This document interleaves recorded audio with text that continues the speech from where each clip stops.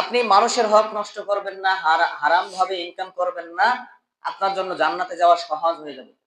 যারা হালাল খাদ্য খায়, হালাল জিনিস ব্যবহার করে, তারাই বেশি বেশি সৎ কাজ করার, ভালো কাজ করার সুযোগ পায়। যে ব্যক্তি নিজের শ্রমের মাধ্যমে, নিজে পরিশ্রমের মাধ্যমে জীবিকা নির্বাহ করে, এই পৃথিবীতে তার চাইতে উত্তম খাদ্য আর কেউ গ্রহণ করে না। সুবহানাল্লাহ। হারাম খাদ্য দিয়ে তার যদি রক্ত মাংস তৈরি হয়, শরীরের গোশত তৈরি হয়, গোশতের কোষ টিস্যু তৈরি হয়, এই শরীর নিয়ে, এই রক্ত মাংসের শরীর নিয়ে সে জান্নাতে যেতে পারবে না।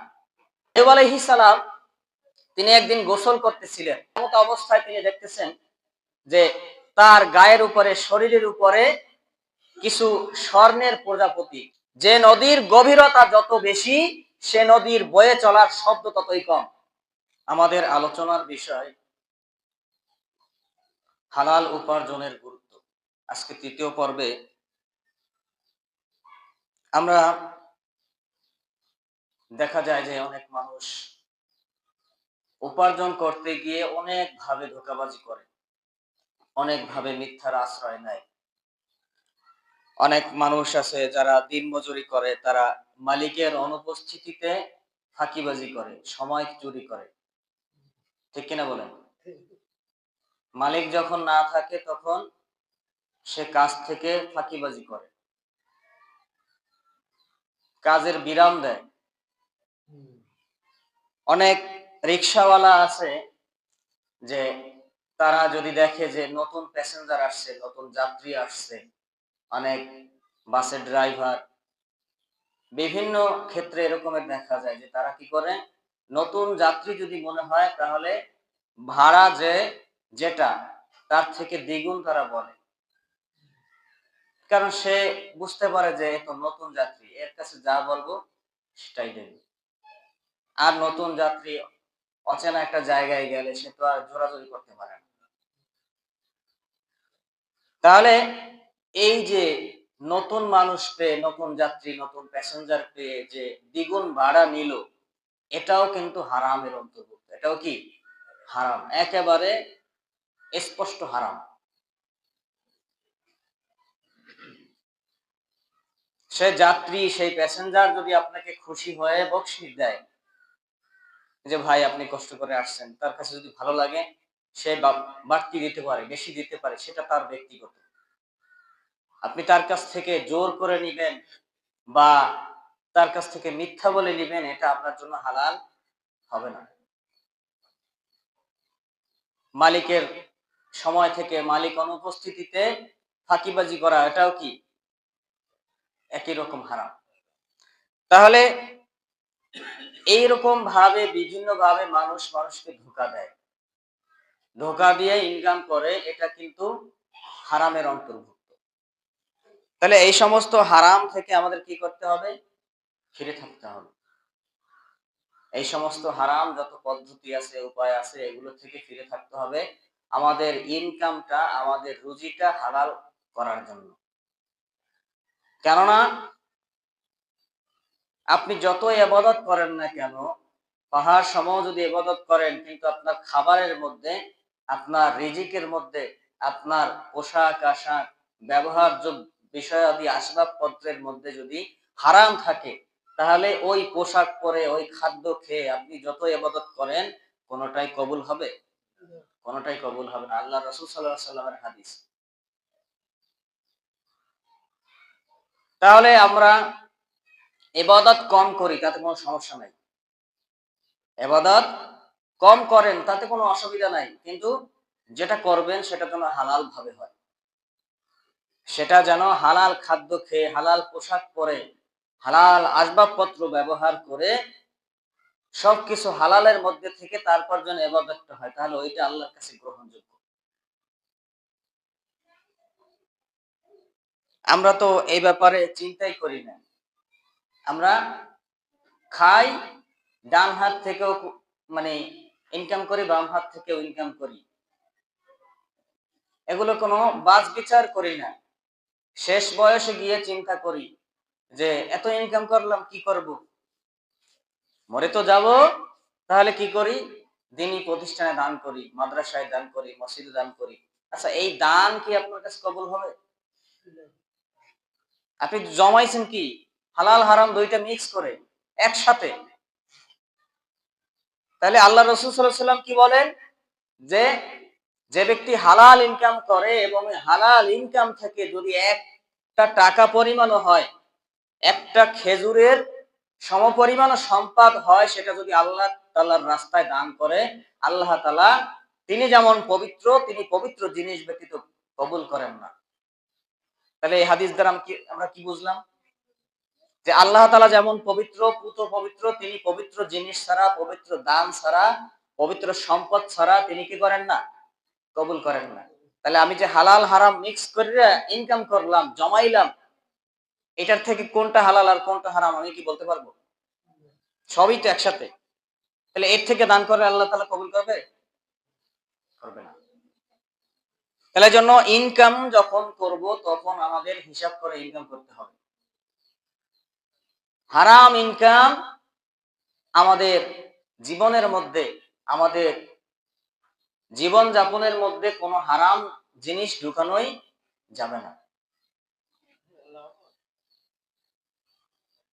কারণ হারামের মধ্যে কোনো আরাম নাই।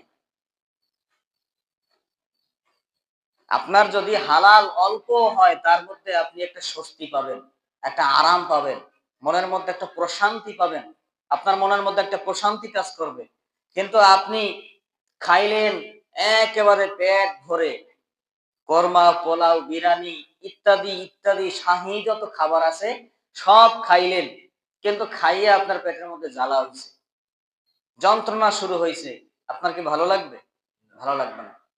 আর আপনি যদি সামান্য একটু ডাল দিয়ে বা একটু তরকারি দিয়ে আপনি যদি ভাত খাইলেন, আপনার পেটের মধ্যে যদি কোনো যন্ত্রণা না হয়, ওটা যদি আপনার হজম শক্তিটা ভালো থাকে, আপনার শরীর যদি ভালোভাবে কাজ করে, তাহলে আপনার কি শান্তি থাকবে না?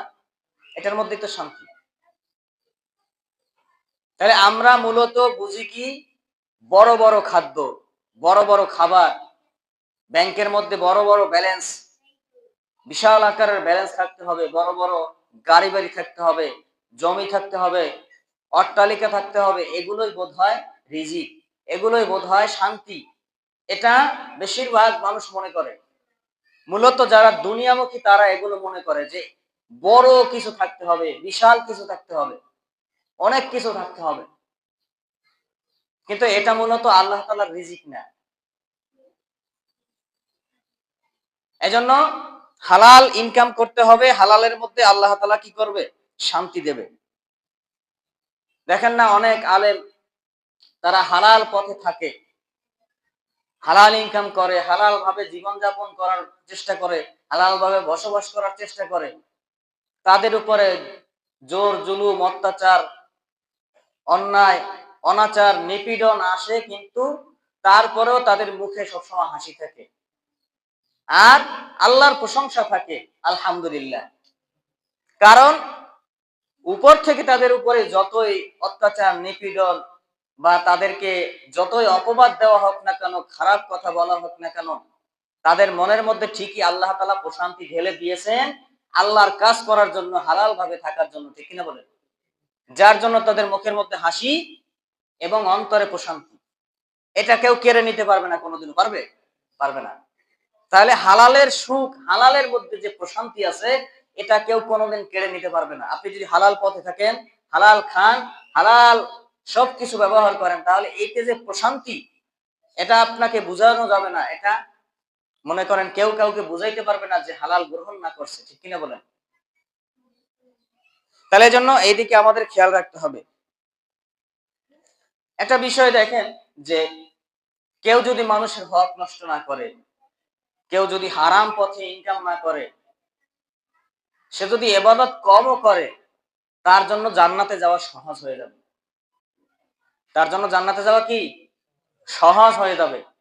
আর কেউ যদি মনে করেন অনেক ইবাদত করলো, তাহাজ্জুদ পড়লো, নফল নামাজ পড়লো, জিকির করলো, কোরআন তেলাওয়াত, দান সদকা, ওদিকে ডাকাতিও করে, চুরিও করে, কেউ ডাকাতি করে প্রকাশ্যে, আবার কেউ ডাকাতি করে কি গোপনে, অগোচরে, আড়ালে আবডালে, কলমের খোসায় আছে না নাই?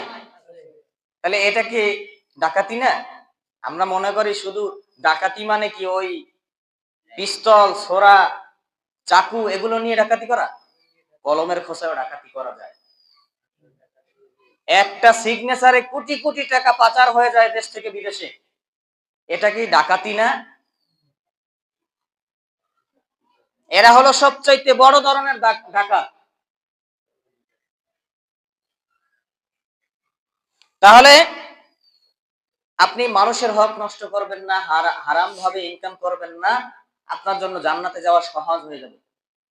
আর আপনি অনেক কিছু করবেন, ডাকাতি করবেন, ছিনতাই করবেন, আবার কি করবেন, রমজান মাস আসলে মানুষকে দানও করবেন, যাকাত দেবেন, সদকা করবেন, মানুষকে আপ্যায়ন করবেন। এই আপ্যায়নের, এই ইবাদতের কোনো আল্লাহ তাআলার কাছে দাম নাই। আর এর মাধ্যমে আপনার জান্নাতে যাওয়া সহজ হবে না।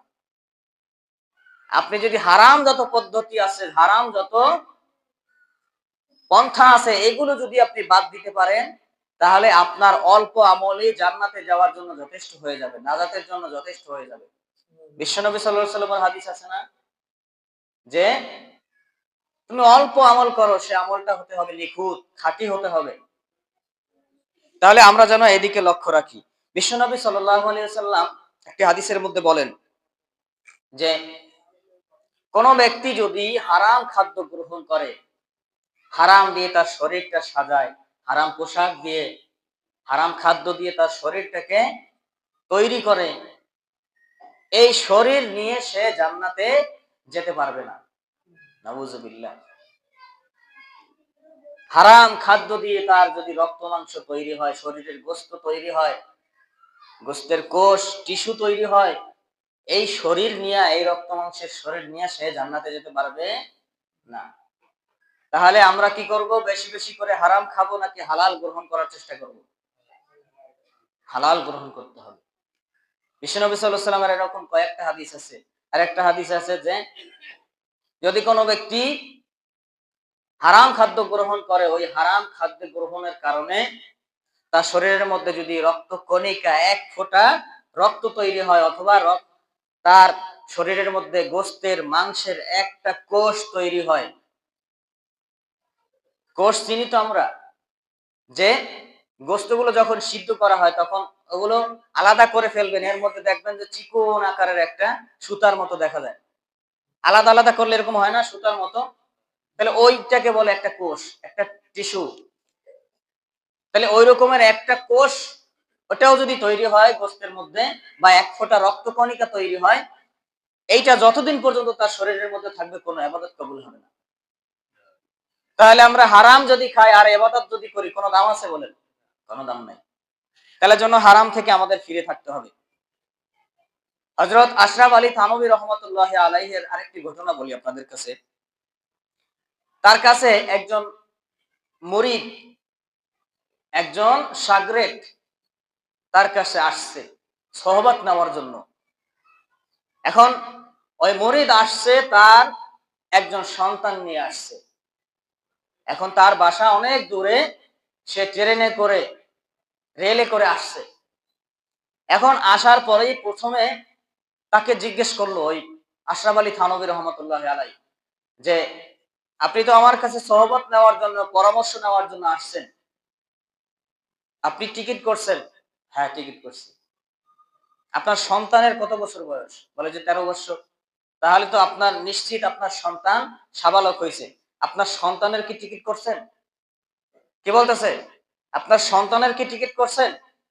বলে যে না, আমার সন্তান ছোট, এটা বলে আমি কি করি নাই? টিকিট করি নাই। বিনা টিকিটে তাকে নিয়ে আসছি। বলে যে এটা তো আপনি উচিত কাজ করেন নাই। আর বর্তমান সময়ে কিছু কিছু দরবারে দিকে লক্ষ্য করলে দেখা যাবে যে তারা শুধুমাত্র নামাজ কালাম জিকির আজকার এগুলোর কথাই বলে, হালাল হারামের বাজ বিচারের কথা বলে না। অনেক দরবার আছে এরকমের, প্রমাণ দেওয়া যাবে। তাহলে আশরাফ আলী থানভী রহমতুল্লাহি আলাইহি নামাজ কালাম রোজা হজ যাকাত এগুলোর চাইতে কোনটাকে বেশি প্রাধান্য দিয়েছে বলতে পারেন? হালাল হারাম মেনটেন করে কিনা। সে মুড়ি ধরতে আসছে, পরামর্শ নেওয়ার জন্য আসছে, কিন্তু আগেই তাকে জাস্টিফাই করতেছে যে সে হালাল হারাম মেনটেন করে কিনা। কিন্তু সে প্রথমবারেই বাদ পড়ে গেছে। তার সেই যোগ্যতা নাই। আশরাফ আলী থানভী রহমতুল্লাহ আলাইহের মুরিদ হওয়ার মতো তার যোগ্যতা নাই, এটা সে কি প্রমাণ করে দিয়েছে। তাহলে আমরা আমাদের কাছে কেউ আসলে তাদেরকে আগে কি বলি? নামাজ। কিন্তু আগে তো নামাজের আগে হালাল হারামের মেনটেন করতে হবে, হালাল হারাম আলাদা করতে হবে। যেটা হারাম সেটাকে গ্রহণ করা যাবে না, আর যেটা হালাল সেটা আমাদের গ্রহণ করতে হবে, আঁকড়ে ধরতে হবে। তাহলে দেখেন, আল্লাহর ওলিদের জীবনীতে আমরা যদি চোখ বুলাই তাহলে আমরা এরকমের অনেক ঘটনা পাবো। তারা খুবই সতর্কতার সাথে জীবনযাপন করছেন। এর থেকে আমাদের শিক্ষা নেওয়া উচিত। এরপরে আল্লাহ পাক রব্বুল আলামিন পবিত্র কালামের আরেকটি জায়গা তিনি বলেন, সমস্ত নবীদেরকে উদ্দেশ্য করে বলেন যে হে রাসূলগণ, হে নবীগণ, আপনারা পবিত্র খাদ্য, যেটা হালাল খাদ্য, এটাকে গ্রহণ করেন এবং আপনারা সৎ কাজ করেন। আর আপনারা যা করেন আর না করেন সে বিষয়ে কিন্তু আমি সবই জানি, আমি পরিজ্ঞাত, আমি সবকিছু, সব বিষয়ে, সর্ব বিষয়ে আমার কাছে জ্ঞান আছে। তাহলে আল্লাহ পাক রব্বুল আলামিন এখানে কি বললেন যে হে রাসূলগণ, আপনারা হালাল খাবার গ্রহণ করেন, পবিত্র বস্তু, পবিত্র খাদ্য গ্রহণ করেন এবং সৎ কাজ করেন। তাহলে আল্লাহ তাআলা প্রথমে বললেন কি? হালাল খাদ্য, হালাল খাদ্য গ্রহণ করার কথা বলছেন। এরপরে বলছেন সৎ কাজের কথা। তাহলে এখান থেকে একটা বিষয় মুফাসসিরিনে কেরাম তারা বলেন যে হালাল খাদ্য যারা গ্রহণ করে তারাই সৎ কাজ করার সুযোগ পায়, আর তাদের সৎ কাজগুলোই আল্লাহর কাছে গ্রহণযোগ্যতা লাভ করে। তাহলে যারা হালাল খাদ্য খায়, হালাল জিনিস ব্যবহার করে, তারাই বেশি বেশি সৎ কাজ করার, ভালো কাজ করার সুযোগ পায়। তাহলে এই জন্য আমরা কি করব? যদি ভালো ভালো কাজ করতে চাই, নেকির কাজ করতে চাই, তাহলে আমাদের কি করতে হবে? হালাল খাদ্য গ্রহণ করতে হবে। হালাল উপার্জনের বিকল্প কোনো পথ নাই। বিশ্বনবী সাল্লাল্লাহু আলাইহি ওয়াসাল্লাম বলেন, যদি কোনো ব্যক্তি নিজের হাতে কাজ করতে করতে, ইনকাম করতে করতে, পরিশ্রম করতে করতে সে যদি ক্লান্ত হয়ে যায়, সে যদি আল্লাহওয়ালা হয়, সে যদি আল্লাহর কাজ করে এবং পরিশ্রম করতে করতে, ইনকাম করতে করতে সে যদি ক্লান্ত হয়ে যায়, তার যত পাপ আছে, গুনাহ আছে, এগুলো আল্লাহ তাআলা ক্ষমা করে দিবেন। সুবহানাল্লাহ। বিশ্বনবী সাল্লাল্লাহু আলাইহি সাল্লামের হাদিস। তাহলে আপনি নামাজ পড়বেন না, রোজা রাখবেন না, দান সদকা করবেন না, যাকাত দেবেন না, আর আপনি ইনকাম করতে করতে মাথার ঘাম পায়ে ফেলবেন, আপনার গুনাহ মাফ হয়ে যাবে? হবে না। আগে কি করতে হবে? আগের যে কাজগুলো আছে, নামাজ পড়া, রোজা রাখা, দান সদকা, হজ, যাকাত, তাহলে এই আল্লাহ তাআলার প্রথম সারির যে ইবাদত গুলো আছে এগুলো করবেন ঠিকঠাক মতো। তাহলে আপনি যেই কাজ করতে যাবেন, কাজ করতে গিয়ে আপনার কষ্ট হবে, বিপদ হবে, পায়ে ব্যথা পাবেন, হাতে ব্যথা পাবেন, এগুলোর মাধ্যমে আল্লাহ তাআলা কি করবে? আপনার গুনাহগুলো ধুয়ে মুছে পরিষ্কার করে দিবে। সুবহানাল্লাহ। আবার আরেকটা হাদিসে বিশ্বনবী সাল্লাল্লাহু আলাইহি সাল্লাম বলেন, যে ব্যক্তি নিজের শ্রমের মাধ্যমে, নিজে পরিশ্রমের মাধ্যমে জীবিকা নির্বাহ করে, এই পৃথিবীতে তার চাইতে উত্তম খাদ্য আর কেউ গ্রহণ করে না। সুবহানাল্লাহ। তার চাইতে উত্তম ভাবে জীবনযাপন আর কেউ করতে পারে না। তাহলে নিজের ইনকাম নিজে করে খাওয়া, এটাই কি সবচাইতে বেটার, সবচাইতে উত্তম, সবচাইতে উৎকৃষ্ট। এর চাইতে ভালো আর কিচ্ছু হতে পারে না। বিশ্বনবী সাল্লাল্লাহু আলাইহি সাল্লাম আরেকটা হাদিসে তিনি বলেন যে কেউ যদি রশি দিয়ে পাহাড়ের উপর থেকে কাঠ সংগ্রহ করে এনে এটা বিক্রি করে, আর এর মাধ্যমে কি হয়? সে অন্যের কাছে মুখাপেক্ষিতা থেকে ফিরে থাকে, অমুখাপেক্ষিতা অর্জন করে, তাহলে তার জীবন হলো সবচাইতে উত্তম। তার এই কাজটা কি সবচাইতে উত্তম। অন্যের কাছে ভিক্ষা করলে যদিও কিছু পাইতো বা না পাইতো, তাহলে তার থেকে কি সবচাইতে উত্তম জীবনযাপন। সুবহানাল্লাহ। আবার আরেকটা হাদিসে বিশ্বনবী সাল্লাল্লাহু আলাইহি সাল্লাম বলেন যে যে ব্যক্তি হালাল উপার্জনের মাধ্যমে নিজের নিজের ভরণ পোষণ বা নিজের পরিবারের ভরণ পোষণ বা কোনো মানুষকে খাওয়ায়, মানুষের খাদ্যের জন্য ব্যবস্থা করে, আপ্যায়ন করে, নিজের জন্য অথবা অপরের জন্য, তাহলে বিশ্বনবী সাল্লাল্লাহু আলাইহি সাল্লাম বলেন যে এটা তার জন্য যাকাত দেওয়ার সমপরিমাণ সওয়াব তার আমলনামায় আল্লাহ তাআলা লিখে দিবেন। সুবহানাল্লাহ। তাহলে আপনি কি করলেন? হালাল ভাবে ইনকাম করলেন, নিজে ব্যবহার করেন অথবা মানুষকে দান করেন, আপনার পরিবারের জন্য ব্যবহার করেন, পরিবারের খরচ বহন করেন, অথবা আরেকজন মানুষকে কি করেন? সাহায্য সহযোগিতা করেন।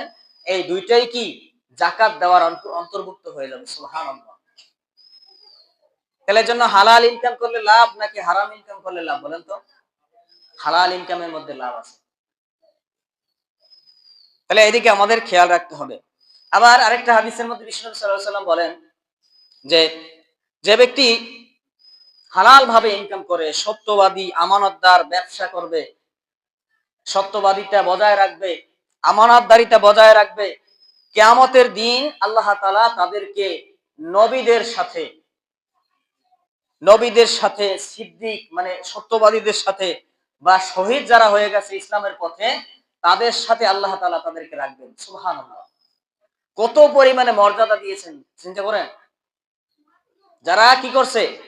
সত্য বজায় রাখছে, সত্য কথা বলছে, ন্যায় নীতিভাবে ব্যবসা বাণিজ্য কাজ কর্ম করছে, আমানতদারিতা বজায় রাখছে, তাদেরকে আল্লাহ পাক রব্বুল আলামিন কি করবে? নবীদের সম্মানের স্থানে তাদের সাথে নিয়ে বসাবে। সিদ্দিকিন, এরপরে যারা শহীদ হয়ে গেছে তাদের সাথে বসাবে। সুবহানাল্লাহ। এত বড় মর্যাদা তাদেরকে দিবেন। তাহলে এজন্য সত্যবাদিতা, আমানতদারিতা, হালাল ভাবে ইনকাম করা, এটার বরকত দেখছেন, এটার ফজিলত কত পরিমাণে। তাহলে আমাদের যদি হালাল রিজিক উপার্জনের, হালাল ইনকাম করার সোর্স থাকে, পথ থাকে, রাস্তা থাকে, এই রাস্তা কখনোই ত্যাগ করা উচিত না। কারণ আমার ইনকামের মাধ্যমে, আপনার ইনকামের মাধ্যমে আপনার পরিবার চলে, আপনার ইনকামের মাধ্যমে আপনার ছেলে মেয়ে চলে, আপনার স্ত্রী, পরিবার পরিজন, মা বাবা, সন্তান সন্ততি ইত্যাদি আপনার আন্ডারে যারা আছে, আপনার পরিচালনায় যারা আছে, আপনার দায়িত্বে যারা আছে, তাদেরকে খরচ বহন করা, তাদের পরিচালনা করার দায়িত্ব কিন্তু আপনার কাঁধে, ঠিক কিনা? তাহলে জন্য কারো যদি হালাল ইনকামের রাস্তা থাকে, এই রাস্তা কখনোই পরিত্যাগ করা উচিত না, যতক্ষণ পর্যন্ত না ওই রাস্তা বন্ধ হয়ে যায় স্বয়ংক্রিয়ভাবে, ইচ্ছাকৃতভাবে, অথবা আল্লাহ তাআলার তরফ থেকে ওটা বন্ধ হয়ে যায়, ততক্ষণ পর্যন্ত ওই রাস্তা কি করা উচিত না? পরিত্যাগ করা উচিত না। বিশ্বনবী সাল্লাল্লাহু আলাইহি সাল্লাম বলেন যে কেউ যখন কোনো কাজের মাধ্যমে হালাল রিজিক পায়, তখন তার ওই কাজে লেগে থাকা উচিত। সে ইচ্ছাকৃতভাবে যদি ওইটা পরিত্যাগ করে, তাহলে এটা তার জন্য মঙ্গলজনক না। আল্লাহ তাআলা চাইতেছে আপনার এই কাজের মাধ্যমে আপনার রিজিক দেবে, কিন্তু আপনি ইচ্ছা করে কি করতেছেন? এই কাজটা বন্ধ করে দিচ্ছেন যে আমি কাজ করব না। তাহলে আপনি খাবেন কি? হয়তো আপনার কাছে জমানো পয়সা আছে, অর্থ কড়ি আছে, এটা হয়তো আপনি কিছুদিন বসে বসে খেতে পারবেন, এরপর তো আপনার পকেট শূন্য হয়ে যাবে, তখন কি খাবেন? তাহলে জন্য জমা যেটা আছে সেটা থাকুক, আপনি ইনকাম করতে থাকেন, হালাল পথের ইনকাম করতে থাকেন। বিশ্বনবী সাল্লাল্লাহু আলাইহি সাল্লাম আরেকটা হাদিসে তিনি বলেন যে ব্যক্তির রোজগার আল্লাহ তাআলার পক্ষ হতে কোনো বস্তুর সাথে সম্পৃক্ত করে দেওয়া হয়, সে যেন সেটা পরিত্যাগ না করে, সেই কাজটা যেন মনোনিবেশ করে ভালোভাবে মনোযোগের সাথে ওই কাজগুলো করে যায়। হালাল ইনকামের পথ সে যেন আঁকড়ে ধরে, এটাকে যেন ছিন্ন করে না দেয়, যতক্ষণ পর্যন্ত না আল্লাহ তাআলার পক্ষ থেকে স্বয়ংক্রিয়ভাবে ওটা বন্ধ হয়ে যায়। সুবহানাল্লাহ। তাহলে রিজিকের ফয়সালা, রিজিকের ব্যবস্থা আল্লাহ তাআলার তরফ থেকে, এটা আল্লাহর তরফ থেকে আসে। তাহলে জন্য হালাল ইনকামের পথ যদি থাকে, এটা আঁকড়ে ধরা, এটার সম্মান করা, ইনকামের পথকে যার যেই প্রফেশন আছে, যার যে রিজিকের ব্যবস্থা আছে, ওই কাজটাকে, ওই শ্রমটাকে সম্মান দেওয়া, সম্মানের সাথে ওই কাজ করা। এরপরে আল্লাহ তাআলা কিভাবে রিজিককে নেয়ামত বানিয়ে দেন, একটা ঘটনা দেখেন। যে আইয়ুব আলাইহিস সালামের একটা ঘটনা। আইয়ুব আলাইহিস সালাম তিনি একদিন গোসল করতেছিলেন। এখন গোসল করতেছিলেন, এমন অবস্থায় তিনি দেখতেছেন যে তার গায়ের উপরে, শরীরের উপরে কিছু স্বর্ণের প্রজাপতি। কিসের প্রজাপতি? স্বর্ণের প্রজাপতি, অথবা প্রজাপতির মুখের মধ্যে স্বর্ণ, এরকমের একটা ঘটনা। যে ওই প্রজাপতিগুলো এসে এসে তার শরীরের মধ্যে পড়তেছে। এখন তিনি চিন্তা করলেন যে এই প্রজাপতিগুলো তো আল্লাহ তাআলাই পাঠাইছে, নয়তো একাকী আসার কথা না। তিনি কি করছে? গোসল বন্ধ করে প্রজাপতিগুলো সংগ্রহ করতেছে। সুবহানাল্লাহ। আল্লাহ পাক রব্বুল আলামিন ডেকে বললেন যে, হে আইয়ুব, আমি কি তোমাকে অমুখাপেক্ষী হিসেবে তৈরি করিনি? আমি কি তোমাকে ধন সম্পদ দান করিনি? আমি কি তোমাকে অনেক অর্থ সম্পদ, অট্টালিকা ইত্যাদি প্রাচুর্য, এগুলো দিয়ে তোমাকে আমি কি পরিপূর্ণ করে দেই নাই? তারপরেও তুমি কেন এগুলো সংগ্রহ করতেছো? আল্লাহ তাআলা কি তিনি পাঠাইলেন, আবার তিনি বলতেছেন, প্রশ্ন করতেছেন যে তুমি কেন এগুলো সংগ্রহ করতেছো? তখন আইয়ুব আলাইহিস সালাম তিনি বললেন যে, হে আল্লাহ, আপনি আমাকে যে নেয়ামত দিয়েছেন, যে অর্থ সম্পদ, যে প্রাচুর্য দিয়েছেন, এটার শুকরিয়া আমি কিয়ামত পর্যন্ত আদায় করে শেষ করতে পারবো না।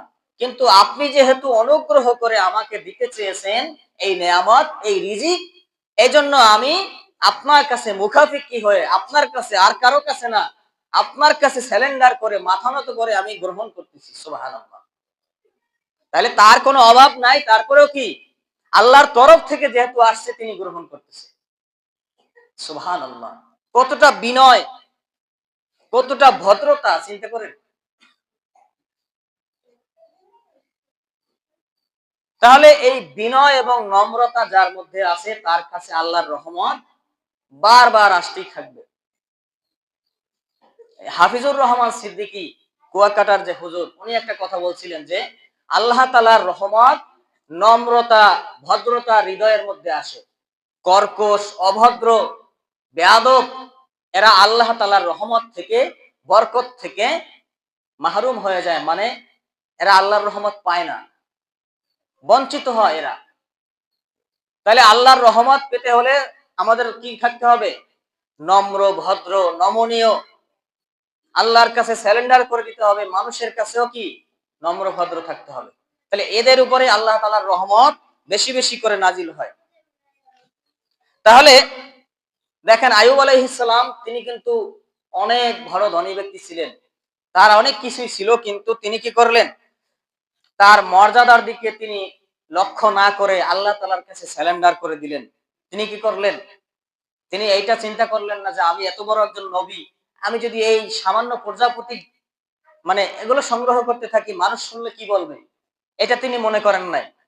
তিনি নেতা হিসেবে নিজেকে কি বড় মনে করেন নাই, তিনি এটা জাহির করেন নাই, তিনি নিজেকে তুচ্ছ মনে করে আল্লাহর অনুগ্রহ গ্রহণ করার জন্য আল্লাহর কাছে স্যালেন্ডার করে দিয়েছিলেন। সুবহানাল্লাহ। তাহলে এখান থেকে আমাদের আরেকটা শিক্ষা, যে আমাদের কাছে যার যেটা দায়িত্ব থাকবে, কেউ প্রধানমন্ত্রী হবে, তার যেটা দায়িত্ব, কেউ মন্ত্রী হবে, এমপি হবে, চেয়ারম্যান হবে, কেউ মেম্বার হবে, কেউ ইমাম হবে, কেউ খতিব হবে, কেউ মসজিদের সভাপতি হবে, সেক্রেটারি হবে, কেউ কেশিহার হবে। যাকে আল্লাহ তাআলা যেখানে যেই দায়িত্ব দিয়েছে, ওই দায়িত্বটা, তার দায়িত্বটাকে গুরুভার হিসেবে গ্রহণ করতে হবে। তার নিজেকে ছোট মনে করতে হবে, নিজেকে নিজে মনে করতে হবে যে আমি তো এটার যোগ্য না, তারপরেও আল্লাহ তাআলা যেহেতু আমাকে এই দায়িত্ব দিয়েছেন, এই দায়িত্বটা আমাকে ঠিকঠাক মতো পালন করতে হবে। আল্লাহর পক্ষ থেকে এটা আমানত মনে করতে হবে। কিন্তু আমরা কি সেটা মনে করি? আমরা প্রধানমন্ত্রী হইলে দেশের জনগণের 12টা বাজাই দিই, চেয়ারম্যান হইলে এলাকার মানুষের ঘুম হারাম করে দেই, আমার হাতে যদি ক্ষমতা থাকে, টাকা থাকে, তাহলে মানুষের কি অবস্থা, একেবারে খারাপ অবস্থা করে দেই। আছে না না এরকম? তাহলে ক্ষমতা পাইলে, স্থান, পদ, পদমর্যাদা, চেয়ার পাইলেই যে মানুষের ক্ষতি করতে হবে, মানুষকে কষ্ট দিতে হবে, এটা তো ভালো মানুষের কাজ না। তাহলে নেতা হইলেই গরম হওয়া যাবে না। আপনার ক্ষমতা আছে, আপনার শক্তি আছে, টাকা আছে, এটার বড়াই করবেন না। এমন নেতাকে আল্লাহ পাক রব্বুল আলামিন 2 বার পাতলা পায়খানা আর 3 বার বমি দিয়া বিছানার সাথে খাতার সাথে লাগাই দিতে পারে, ঠিক কিনা বলেন? নেতাকে আল্লাহ তাআলা খাতা বানাই দিতে, খাতার সাথে শোয়াই দিতে 2 বার পাতলা পায়খানা আর 3 বার বমি করানোই যথেষ্ট। এর চাইতে বেশি কিছু লাগে না। এটা ছাড়াও আল্লাহ তাআলা মুহূর্তের মধ্যে ঘায়েল করে দিতে পারে। তাহলে জন্য কিসের নেতার বড়াই, কিসের ক্ষমতার বড়াই, কিসের টাকার বড়াই, কিসের গায়ের শক্তির বড়াই, কিসের অহংকার করি আমরা? তাহলে জন্য নেতা হলেই দেখবেন, যারা আদর্শ নেতা, তারা নেতা হলে, বড় শক্তিমান হলে, টাকা পয়সাওয়ালা হলে, তারা আরো নিজেকে কন্ট্রোল করে, নিজেকে ধরে রাখার চেষ্টা করে, নমনীয় হওয়ার চেষ্টা করে। আদর্শ মানুষের এটাই বৈশিষ্ট্য। তারা কথা কম বলবে, লাগলে বলে, না লাগলে বলবে না। তারা শক্তির ব্যবহার যদি প্রয়োজন হয় তারপরেও দেখে যে না ব্যবহার করে পারি কিনা। ক্ষমতার ব্যবহার যদি দরকার হয় তারপরেও চিন্তা করে যদি ব্যবহার না করে পারি কিনা। তাহলে এরাই হলো আদর্শ মানুষ। এটাই হলো আদর্শ মানুষের বৈশিষ্ট্য, পরিচয়। আমরা তো অল্প কিছু টাকা হইলেই গরমের কারণে, গরমের ঠেলায় আমরা বাঁচি না। আরে অমুক তোরে আমি দেখে নেব, তার মানে বোঝা গেল তার পকেটটা গরম হয়েছে, কিছু পয়সা তার উপার্জন হয়েছে। তাহলে এগুলো থেকে আমাদের ফিরে থাকতে হবে। এই সমস্ত অহংকার আল্লাহ তাআলা পছন্দ করে না। সে যত বড়ই আমলওয়ালা হোক, আল্লাহ তাআলা এরকম যদি কেউ অহংকার করে, আল্লাহ তাআলা তাকে পছন্দ করে না, তার প্রতি নাখোশ হয়ে যায়, নারাজ হয়ে যায়। এজন্য আল্লাহ তাআলাকে নারাজ করে আপনি কিছু করতে পারবেন? কিচ্ছু করতে পারবেন না। দুনিয়ায় হয়তো লাফালাফি করবেন, কিন্তু আসল জায়গায় গেলে ধরা খাবেন। এজন্য যে কথা বলতেছিলাম, যে নেতা হলে তার আদর্শ হতে হবে নমনীয়, তার নমনীয় আদর্শ হতে হবে, কোমল আদর্শ হতে হবে। যে যত জ্ঞানী, তার নমনীয়তা তত বেশি। আর যারা সামান্য জ্ঞান পায়, তারা লাফালাফি করেও বেশি। এই যে একটা প্রবাদ আছে যে, যে নদীর গভীরতা যত বেশি, সে নদীর বয়ে চলার শব্দ ততই কম। মানে যে নদীতে পানি যত বেশি, ওই নদীর স্রোতের শব্দ খুবই কম। আর যে নদীতে পানি কম, ওই নদীর শব্দ একেবারে বিশাল আকারের হয়, অনেক জোরালো আওয়াজ হয়। তাহলে আমরা কি করব? আল্লাহ পাকের পক্ষ থেকে যদি কোনো রিজিক আসে, কোনো দায়িত্ব আসে, সেটাকে আমরা সম্মানের সাথে গ্রহণ করব। আমরা নিজেকে ছোট মনে করব যে এই দায়িত্বের যোগ্য আমি নই, কিন্তু তারপরে আল্লাহ তাআলা যেহেতু দিয়েছেন, সেটা পুঙ্খানুপুঙ্খ রূপে পালন করতে হবে। আর ওই দায়িত্ব ছেড়ে দেওয়াটাও আল্লাহর সাথে কি, আল্লাহ তাআলা খুশি হয়ে দিয়েছেন দায়িত্ব, ওই দায়িত্ব ইচ্ছাকৃতভাবে ছেড়ে দেওয়া ঠিক না। ওই দায়িত্বটা সঠিকভাবে পালন করতে হবে। যদি না পারি, না পারলে আমার থেকে যে যোগ্য আছে তাকে হস্তান্তর করা। কিন্তু দায়িত্ব নিয়ে অবহেলা, আলসেমি করা, এটা কিন্তু ঠিক না।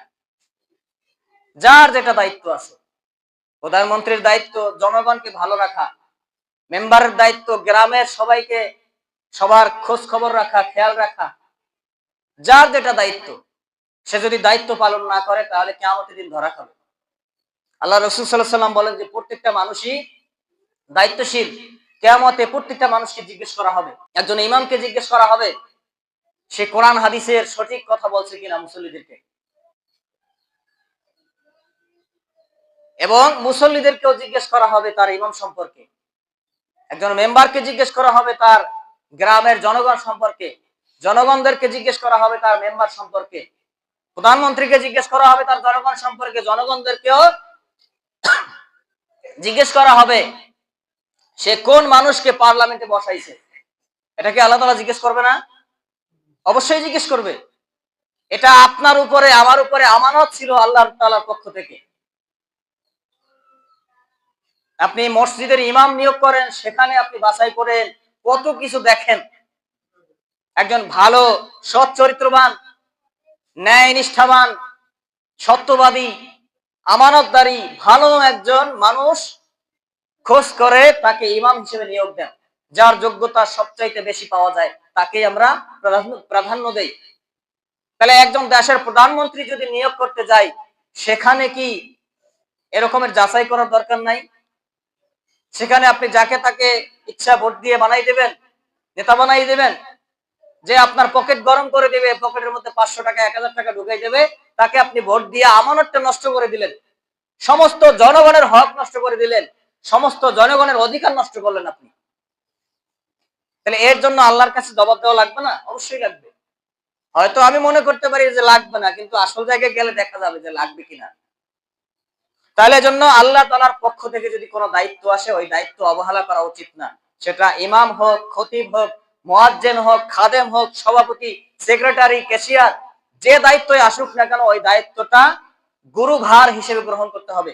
এটা দায়িত্বটাকে সম্মান করতে হবে, কদর করতে হবে, দায়িত্বটা পুঙ্খানুপুঙ্খরূপে পালন করার চেষ্টা করতে হবে।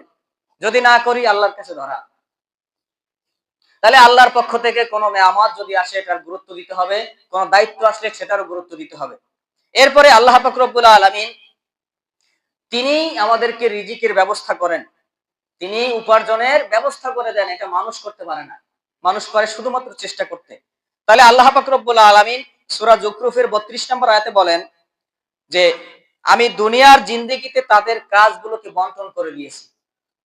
তাহলে এখান থেকে বোঝা গেল যে আল্লাহ তাআলা কাকে মন্ত্রী বানাবেন, কাকে এমপি বানাবেন, কাকে ইমাম বানাবেন, কাকে খতিব বানাবেন, কাকে শিক্ষক বানাবেন, কাকে ব্যবসায়িক বানাবেন, কাকে কৃষক বানাবেন, সেটা আল্লাহ তাআলার উপর থেকে ফয়সালা, আল্লাহর তরফ থেকে ফয়সালা আসবে।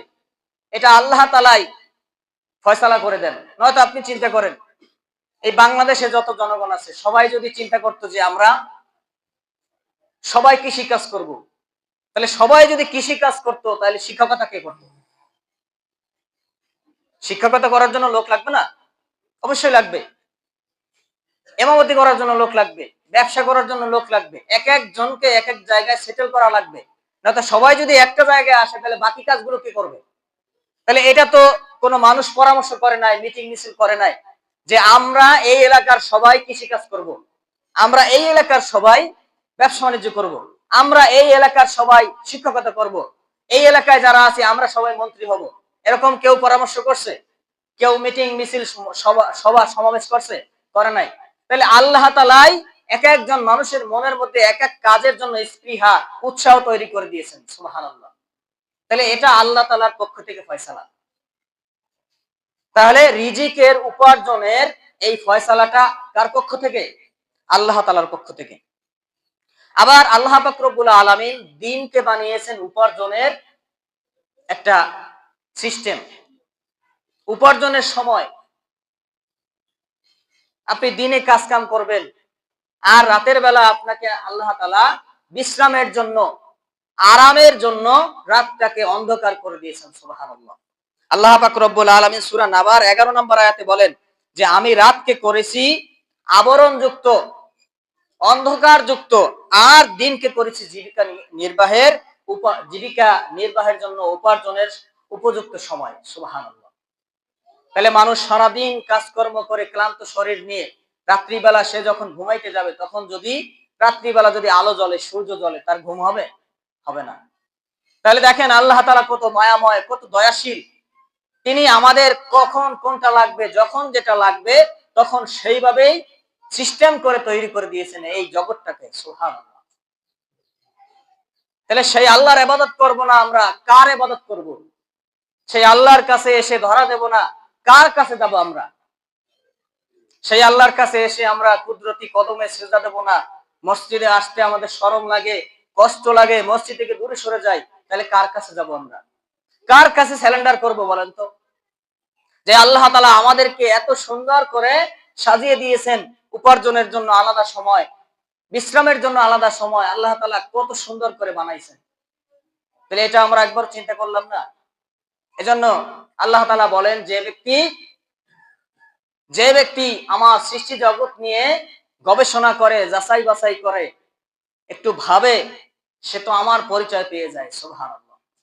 তাহলে আল্লাহ তাআলার একটা বিষয় নিয়ে আপনি গবেষণা করেন না, 2টা ঘন্টা 5টা মিনিট আপনি একটু চিন্তা করেন যে আল্লাহ তাআলা আমাকে এই জিনিসটা দিছে, এই নেয়ামতটা দিছে, আমার জন্য এই কাজটা করে দিছে, তাহলে এইটা তো মানুষের পক্ষে সম্ভব ছিল না।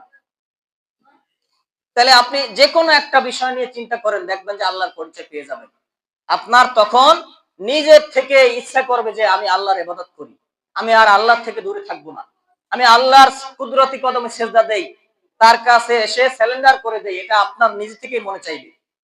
তো যাই হোক, আমরা যে কথাগুলো শুনলাম এবং বললাম, আল্লাহ পাক রব্বুল আলামিন যেন আমাদেরকে এই কথাগুলোর উপরে আমল করার তৌফিক দান করেন, আমরা বলি আমিন।